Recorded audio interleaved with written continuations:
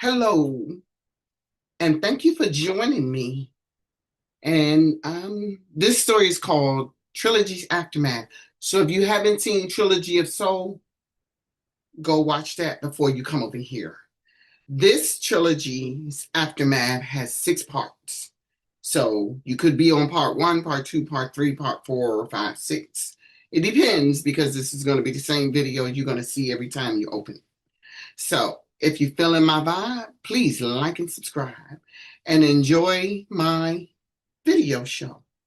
See you on the other side. Bye. Chapter 5. CeeCee was thankful that Clyde Lassiter, of all people, agreed to collaborate on her song, A Day in the Life. They met in the studio on the 6th floor because that was the only one that was available. One of the technicians was already stationed there and he had the instrumental ready for them, but Clyde wanted to hear it first. He had already gone over the lyrics and the tech played the instrumental and Clyde listened.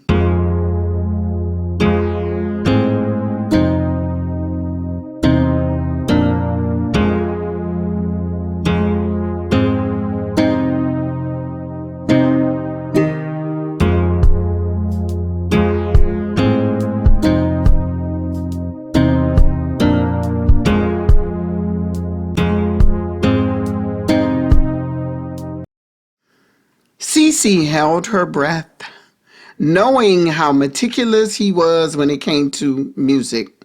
He was just like his girlfriend, Tessa. Finally, he smiled and said, I love it. Okay, you do? Yeah, I do. I do. Let's do this.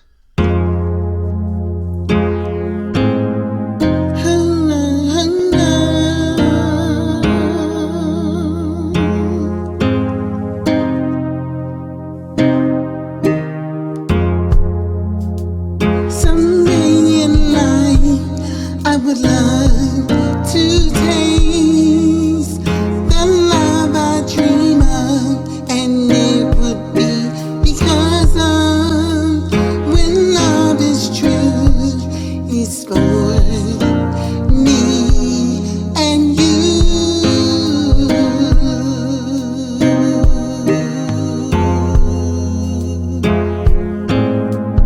One day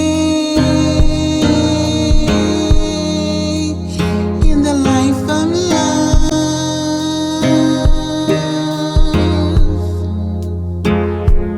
I pray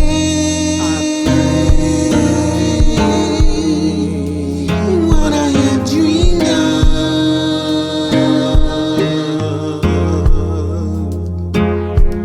One day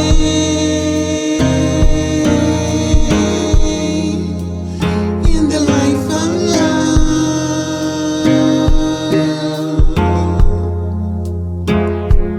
I pray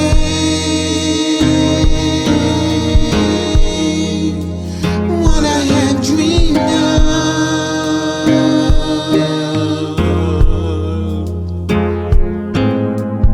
Give me just one day where I can have a way to pour out in feelings, to be that special healing for the lady in my world.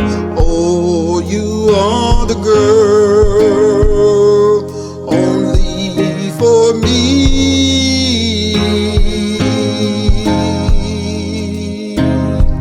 One day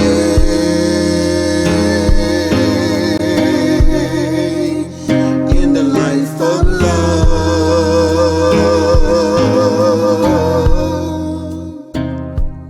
I pray. They were able to record in 2 takes. Afterwards, they listened to the replay. Clyde smiled and high-fived CeeCee. That was good. That was good. We sound good, didn't we? Yes. We sound good. Yes, we did. I think so. I really think so. Hey, do y'all need me? Because I gotta go downstairs and make a phone call. The tech asked. No, we're fine. You can go ahead. Clyde said, and once he was gone, he turned his attention right back to CeeCee and said, I'm really happy for you, CeeCee. You've been through a lot. he knew all about her own group member portraying her, knew about her mother dying. Throughout all of that, you still managed to stay on top. Thanks, Clyde. And I'm sorry about your mother, too. His mother had passed a few months back, and he was in Philadelphia handling her funeral.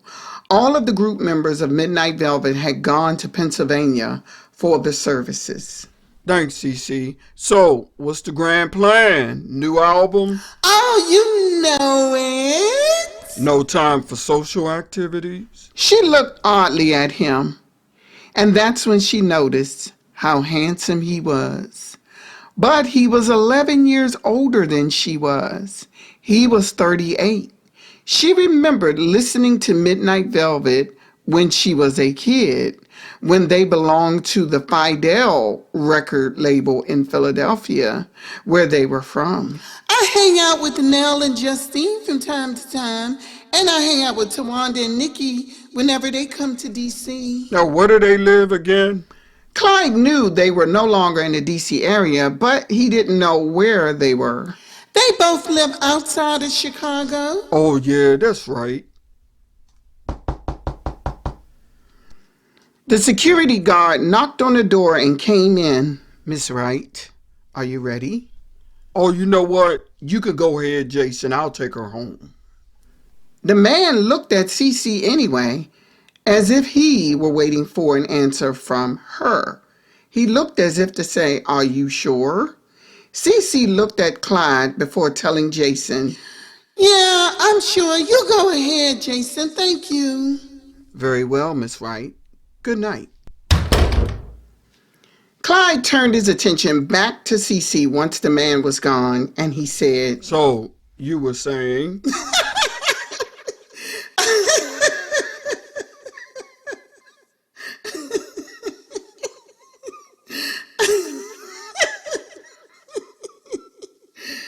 Her laughter was more from nervousness than from him being so straightforward.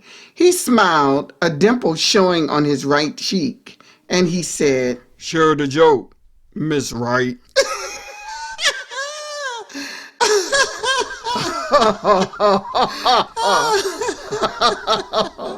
Okay. Oh, okay. Now, this is really starting to get a little strange here. Nothing. What is funny? Nothing. Okay, listen. I was just saying that I hang out with them sometimes. That was it. The first time I met them was when I joined the label. I used to work for their father at Metro. Oh, yeah. I've heard that before. Yeah, when David told me he had 7 daughters, I was wondering how. Yeah, and they're all in music. I think Cartier threw in the towel, though. You don't think she's coming back? No. Hey, you hungry? A little.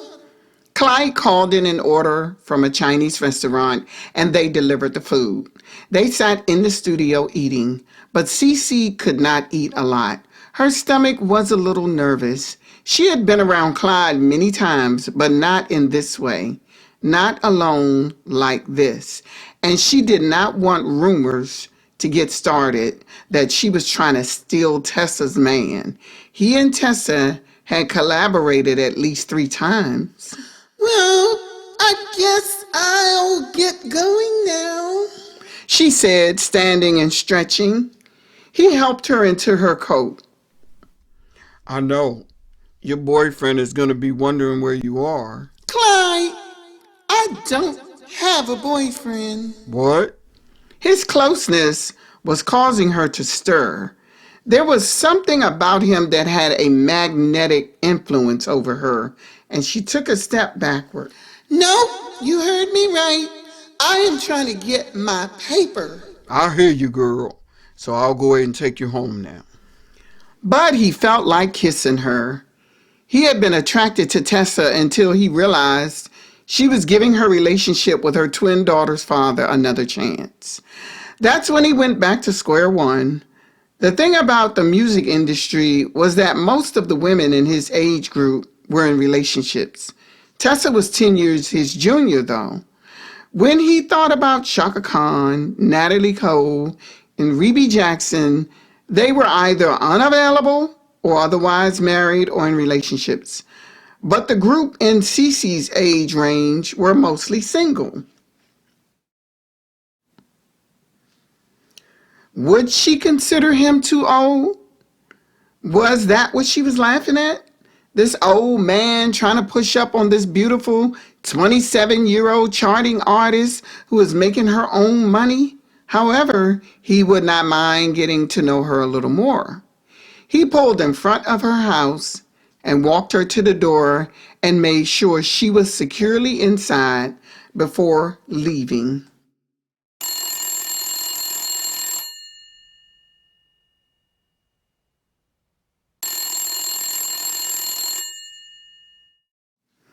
The phone rang early in the morning, and CeeCee was surprised Nikki would be calling. It was 7 a.m. on the East Coast, but 6 a.m. Chicago time. Hey, Nikki, what's going on with you, girl? Nothing much. I'll be in the area tomorrow. You gonna be busy? Probably working on another song, but we can get together. Oh, cool. So how did it go with that one song? Did you and Nell record it yet? Oh, he couldn't. He was so busy, so I ended up getting Clyde to take his place. Oh, for Clyde Lassiter? Nikki sounded surprised. CeeCee hesitated. Tessa was one of Nikki's older sisters. She hoped Nikki wouldn't think she was wrong for doing that. Yes. Clyde Lassiter. Oh my goodness. You go, girl. I can't wait to hear it. Well, I just hope Tessa won't be upset with me. I almost did not ask him. Why would she be upset, CeeCee? Because I don't want her to think I'm trying to push up on him or anything. What? What? What are you laughing? Oh my goodness.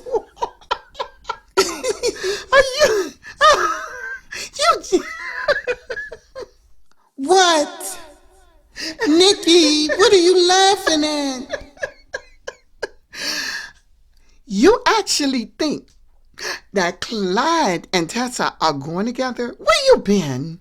Yeah, why wouldn't they be?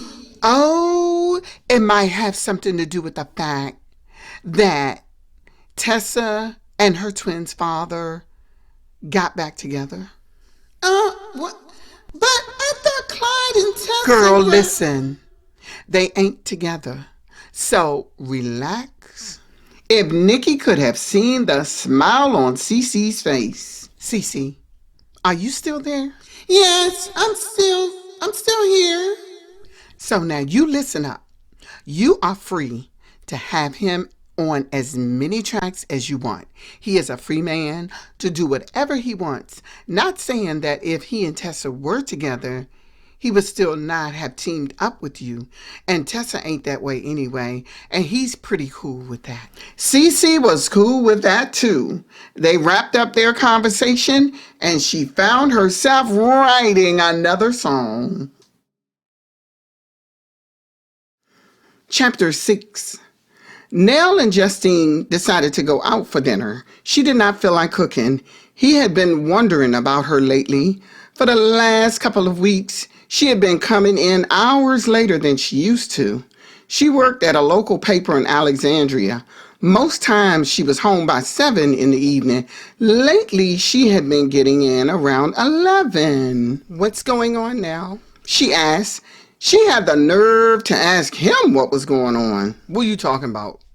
I've been waiting for the last 2 weeks for you to tell me. Well, it must not have been that important. If you've been waiting for a whole 2 weeks, I could ask you the same thing. You the one been getting in late the last week or so. Because I have been working, and I'm not about to let you flip this Nelson. Working. She stared at him, still waiting on an answer. Then she said, "What's going on with that cop?" He was shocked And for a minute, his heart stopped. He thought she was in a shower when Bailey stopped by. He sighed, not wanting to answer that question. He glanced at her and back at the road. Yeah, I know about it. What's going on? He trying to blackmail me.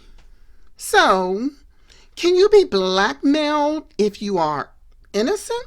I am innocent. He trying to fabricate something to get money out of me. That's what he's doing. And you don't think you could have told me that? I didn't marry you for you to keep things from me now. I ain't say nothing because you wouldn't understand. I understand more than you think. Am I here for you to stroll around with me on your arm at the Grammys and on the red carpet? I am your partner, man. Justine, I'm not afraid of him. He don't have nothing on me anyway. If he did, I would have paid him off. His car phone rang.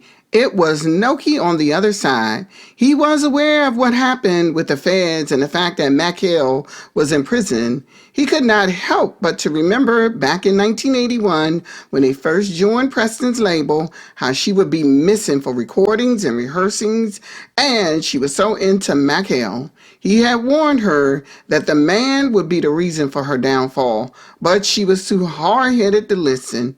He answered, leaving his phone on speaker so that Justine could hear and not get suspicious. Hello? Hi, Neil. This Noki. I know you heard about what happened a couple of weeks ago. Yeah, I heard about it. How you doing? Are you okay? Well, I need a favor. What kind of favor?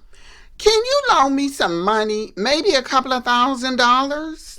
Loan? Well, I'll pay it back as soon as I can. Me and the boys are staying with my mother-in-law, and I don't want her to start looking at me sideways. I just need enough for food and clothes for the boys and maybe give her a little something for the utilities and stuff, please. Her mother-in-law, Elizabeth, lived in a 2-bedroom townhouse, which was really not enough room, but she did not want her grandsons in the street. He glanced at his wife, and she nodded in agreement. If it was about feeding children, Justine was all for it.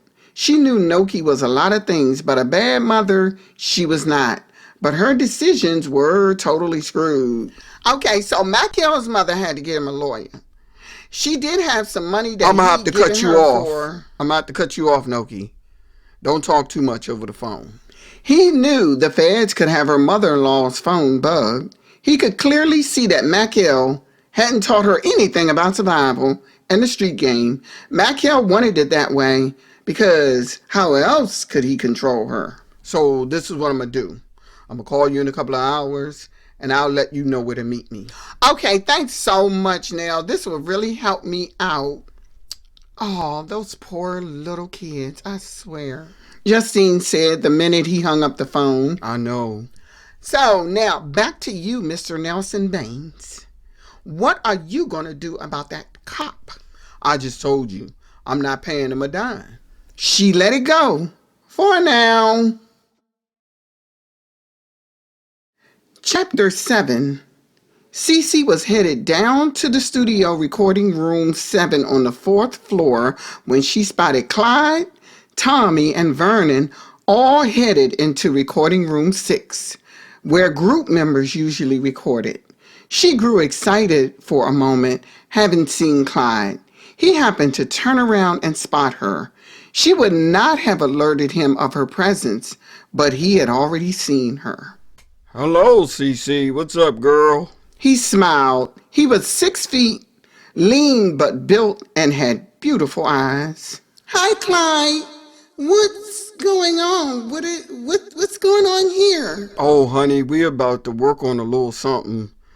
We may not be able to record today, though. Oh, why not? I'll tell you later. But what are you doing later? Oh, well, after I record, I'll probably just be going home. Oh, yeah? Well, why don't you give me a call? He handed her his mobile phone number, and she took it, smiling shyly. She was in the recording room for about an hour when she got a call that someone was in the lobby for her. Can you tell me who it is? She had not been expecting any visitors. He says his name is Patrick Wright. He says he's your father. That was one of the millions of times when she wished her mother had not given her this man's last name. Okay, but tell him I'll be down. But she decided to make him wait another hour before she headed downstairs. Meanwhile, down the hall, Herbert finally made his way to the studio where Tommy, Clyde, and Vernon all waited. They slapped hands with him. Hey, what's up? So, y'all called me up here to watch y'all do y'all thing? Oh, come on, Herb. Come on, man. You know why we called you up here. We want you to join us. Vernon spoke up. Oh, well, like I told you before, that kid from Beltway, Nell Baines, can take my spot. Nell told us that the only way he would take your place is if you were dead, and even then, it would be a tribute to you. Vernon said. You know, that's really nice of him, but I don't want to make y'all sound bad. My voice still ain't where it used to be. Herbert was a cancer survivor, but Tommy stepped up and said, Listen, we don't care if you sound bad. We don't care about none of that. We're about to embark on our brotherhood tour, and we want you on stage with us. Even if you just sing a few background ad-libs or some oohs and ahs. You can do something, Herbert. Herbert was in tears, listening to Tommy. You're our brother, and we'll always be our brother. And if anyone tries to clown you, we'll burn down their circus. Tommy! yeah. The public had always tried to clown Herbert. Back in the 1970s, when they left Fidel Records, Tommy had become a teacher, Vernon and Clyde had become bus drivers, but Herbert had become a sanitation worker. People had clowned him for being a trash man. And Tommy was tired of people throwing blows at his friend. Vernon was even more tired. Okay, but y'all gonna have to be patient. It takes me a while to warm up my pipes, longer than it used to. That's what's up. Okay, let's do this. Vernon and Clyde said they were ready to go. And plus, Clyde wanted to catch up with CeeCee afterwards. So, that was the day they laid the track for Reunion of Brotherly Love.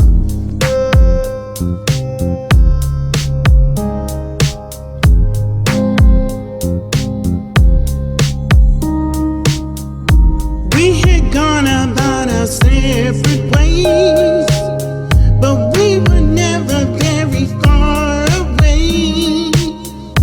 We were building up our separate lives, then we realized how time flies.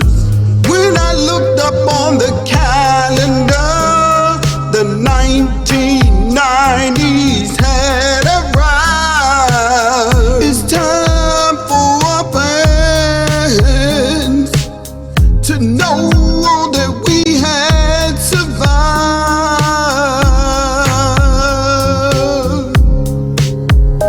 We cherish this reunion. Our brotherhood is a communion of a time in history.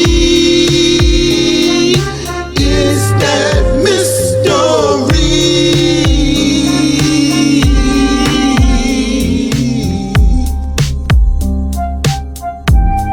Hey Tommy, what's been going on with you?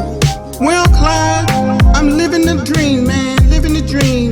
Got a 3-year-old son now. What about you? Have you found love yet? Well, I think I have found love. Care to drop her name on this track, man? Now, Herbert, you know a gentleman never kisses and tells. You know me better than that. But how you been feeling? Well, all I can say, Clyde, is God is with me. Yo, Vern, we ain't heard from you yet. Living a life in production, got a kid in college, and 2 more on the way to college. That's what's going on, man.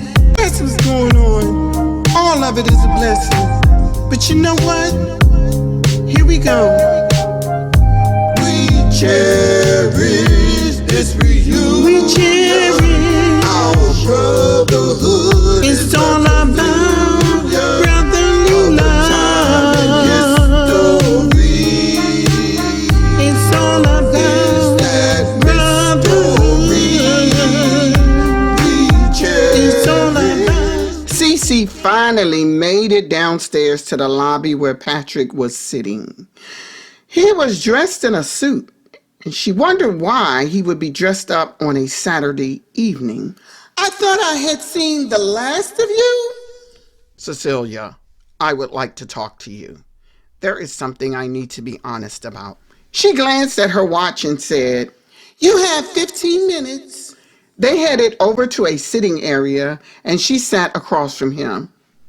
You sure have grown up to be a very beautiful young lady. I told your sisters that you are their sister. And why is that? It's not like we'll be having tea. Because I feel they should know. Okay, let me ask you something.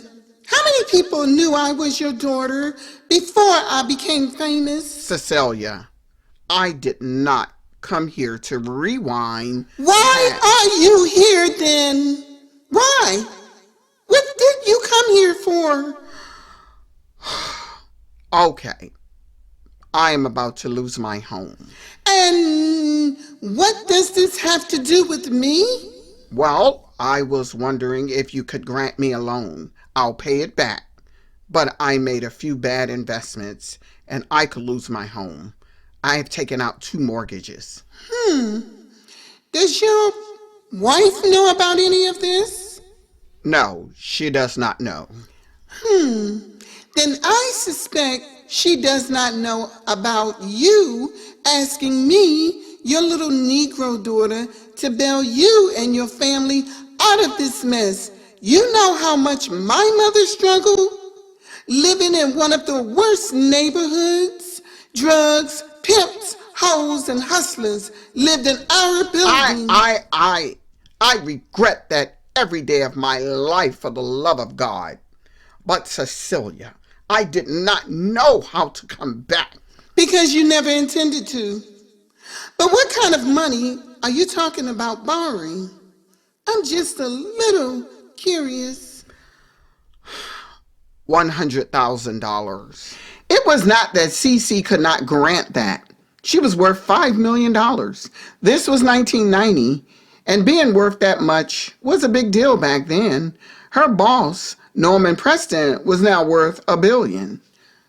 I'll have to think about it, she said as she attempted to stand, but he grabbed her wrist and said, Cecilia, please. They're going to foreclose in 15 days. Then that means I have 15 days to think about it. Once Midnight Velvet were done recording, they headed home. Clyde noticed CeeCee talking to an older white man in the front sitting area and wondered what that was about. Her back was to him, so she did not see the guys when they were headed out of the building.